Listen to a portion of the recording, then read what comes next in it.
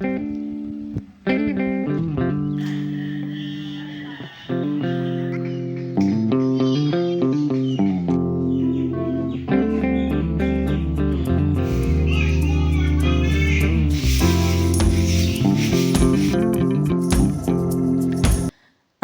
আলাইকুম, আমি বৃষ্টি আপনাদের সাথে আছি।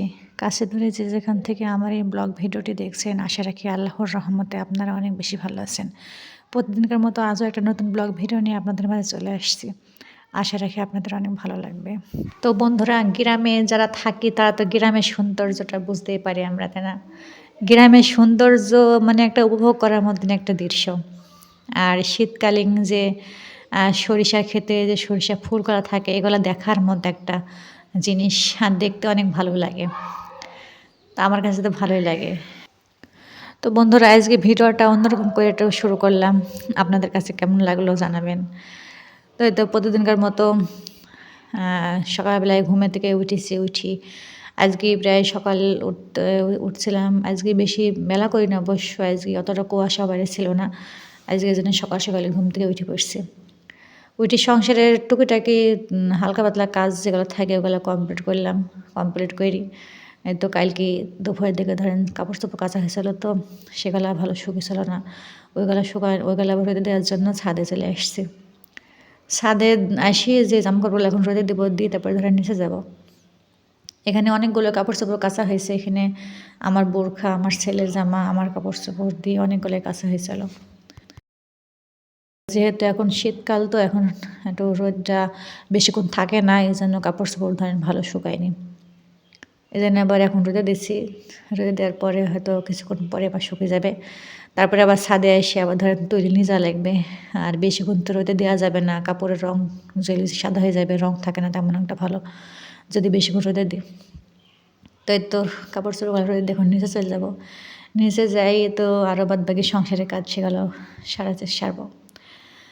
এই তো নিজে চলে এসেছি। এসে তো বাসি যে থালা বাসনগুলো ছিল, সেই থালা বাসনগুলো এখন বের করে নিলাম ঘরের বাইরে। আমার কাজ করার আগে মানে যে কোনো সংসারের ঘরমরগুলা ঝাড়ঝুড় দেওয়ার আগে আগে থালা বাসনগুলো ভালো করে টিপালে পরে তো না, টিপালে পরে বার না করে নিলে ধরেন ভালো লাগে না।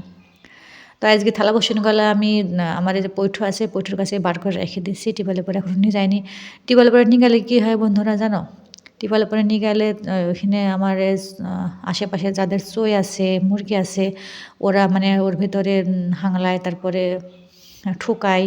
এই জন্য আমি টিপালে পরে রাখি না সবসময়। যখন ধরেন মাজবো থালা বাসনগুলো তখনই টিপালে পরে রাখি। আর এই তো আমাদের যা গৃহিণীদের যা কাজ হয়, ধরেন সকাল 6টার থেকে শুরু হয়, রাত 8টা পর্যন্ত একইভাবে চলে সংসারের কাজ। সংসারের কাজ থেকে ধরেন আর তো রেহাই নেই আমাদের মতো গৃহিণীদের। তো এই তো প্রতিদিনের মতো আজও ঘরের বিছানাটা সুন্দর করে এদিকে পরিষ্কার করে নেব। আর ওইদিকে আজকে একটা কম্বল একটা লেপ হয়েছে, কারণ কালকে অতিরিক্ত ঠান্ডা ছিল, এত পরিমাণ ঠান্ডা পড়ছিল। তো কী করবো, ওই জন্য আবার সেই রাত্রে আবার একটা কম্বলের শীত ভাঙলো না। পরে আবার ওই ল্যাপটা সব বার করে একসাথে 2টা নিয়ে, তাই রাত্রের ঠান্ডাটা কম হয়েছে। ওই জন্য 2টা আজকে ভাঁজ করা লাগলো। তো এদিকে ঘর বাড়ি সুন্দর করে বিছানাটা সুন্দর করে ঝাইরে ঝুইরে পরিষ্কার করে রেখে দিলাম। রেখে দিই এদিকে ঘরগুলো সুন্দর করে ঝাড় দিয়ে নেব। আর ঘর অতটা ধুলা হয় না। যত ধুলা যায় আমার এই সামনে সিমেন্টের ঢালাইটা, তো ওই ঢালাইটার ধুলা সব ঘরে যায়। ওই জন্য আর বেশি ধুলা হয়। ওই জন্য ঘরটা তাড়াতাড়ি মানে একদিন পর পর প্রতিদিনই মোছা লাগে প্রায়। তো এই যে এদিকে ঘরটা সুন্দর করে ঝাড় দিয়ে নেব, নিয়ে পরে আবার ওই দিকের ওই রুমটা একটু ভালো করে বিছানা দিয়ে ঘরটা দিয়ে মানে সুন্দর করে ঝাড় দিয়ে নেব। তাই তো এই রুমে চলে এসেছি। হ্যাঁ, এই রুমে এসে বিছানাটা একটু ভালো করে ঝাড়িয়ে নিলাম। আর ওইখানে দেখছেন আমার ছেলে মোবাইল দেখছে সকালবেলা উঠি। আমি ওকে সচরাচর সকালের দিকে আমি বাইরে বার করি না। বাইরে বার করলে ওই অতিরিক্ত ঠান্ডা বাতাস কুয়াশা থাকে, আর ঠান্ডা লেগে যাবে, এই জন্যে সকালের দিকটা একটা মোবাইল দেখতে দিই। একটু ফোন দেখতে দিলে আর বাইরে যায় না, ধরেন বাইরে গেলে ঘাত পা নোংরা হবে না, আর ঠান্ডাটাও অতিরিক্ত পড়ছে। এই জন্য রোদটা চলে গেলে কিন্তু আমার ছেলেকে বাইরে দিই। তো এদিকে আপনাদের সাথে কথা বলতে বলতে আমার এই ঘরটা প্রায় ঝাড় দিয়ে না কমপ্লিট হয়ে গেল। ঝাড় দিয়ে এখন সামনে যে ডাইনিংটা ঝাড় দিয়ে ফেলবো।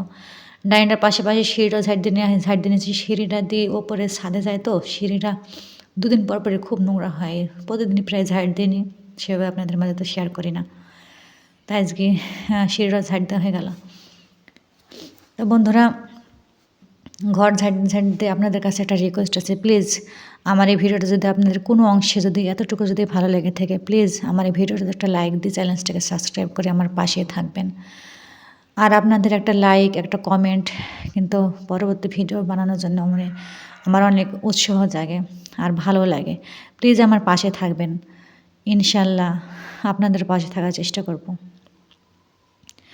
তো এই তো এদিকে ঘরটা প্রায় ঝাড় দেওয়া শেষ হয়ে গেছে। এখন এই যে বাহিরে চলে আসলাম।